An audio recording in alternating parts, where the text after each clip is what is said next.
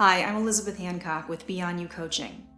What if there was one question that had the power to eradicate your negative thoughts forever? Sound too good to be true? Everyone experiences negative thoughts from time to time. The amount and frequency of the negative thoughts that you experience depend largely on your overall energy level. Some people experience more, while others experience less. You'd be surprised to know that a lot of people aren't even aware of their thoughts until they have been energized into an emotion. How many times have you experienced feeling frustrated or being in a bad mood, but didn't know why? Emotions cannot live in a vacuum. Emotions require a thought to exist before it can be energized enough to become an emotion. So first it is the thought and then the emotion. The issue is that this process happens very quickly and many times unconsciously. But thoughts have their origins too. Thoughts are energized from a primary deep inner program. We can call this primary deep inner program software, or in simple terms, a belief system. Our belief systems are very similar to software in that they run the entire process of thoughts, emotions, and behavior. So if we want to get rid of a negative thought or emotion, we will need to reverse engineer the process in order to discover what the software program or belief system is. But before we do that, let's take a closer look at how a belief system can potentially get us into trouble. Let's take, for example, the software program of I am a nice person. This seems like a great program to have. After all, our society rewards kindness and consideration.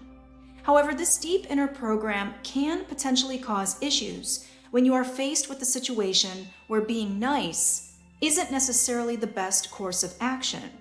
There are moments in life where one needs to be assertive, which doesn't necessarily fit into the persona of being nice.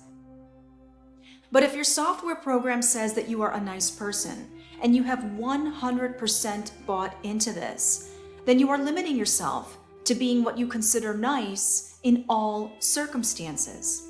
This may get you into trouble, and you may find yourself being taken advantage of, or worse. If this happens, then you may suffer thoughts such as, why me? Why does everyone use me? Why am I always being taken advantage of? I'm obviously not of value because no one treats me with respect. In this way, we can see that it is our beliefs that govern the way we perceive ourselves in relation to so-called outside events. If we change the way we believe, we change the way we perceive. Luckily, we can change the way we believe by asking one very powerful question. The next time you suffer a negative thought, I'd like for you to ask yourself the following question. What would I have to believe is true about myself in the present situation in order to feel, think, or behave the way that I do? This question is powerful enough to get at the very root of any primary deep inner program. When you take the time to ask yourself this question, your answer may come immediately or it may come slowly. It may come to you through synchronicity, like a catchy song, commercial, or something someone says, or it may come to you in a dream state. But it's important to trust that the answer will be revealed to you in the perfect time and place for you, in a moment when you are ready to face your truth. Now, a second follow-up question to this is, what would I prefer to believe is true? This second question opens us up to a whole different paradigm of reality. A higher potential for ourselves with a more expanded perspective.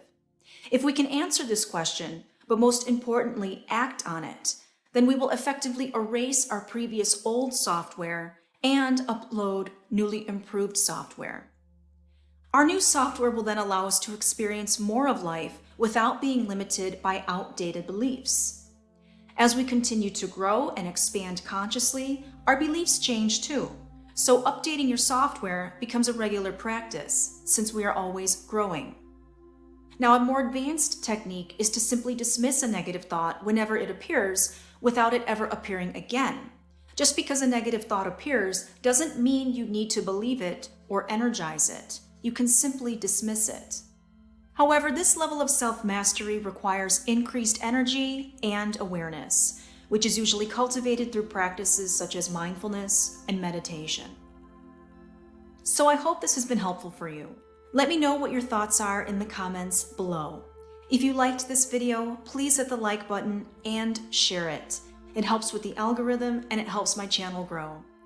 But if you're new here and you're interested in learning more about the mind, personal growth, and higher awareness, I invite you to subscribe to my channel. Thank you so much for watching.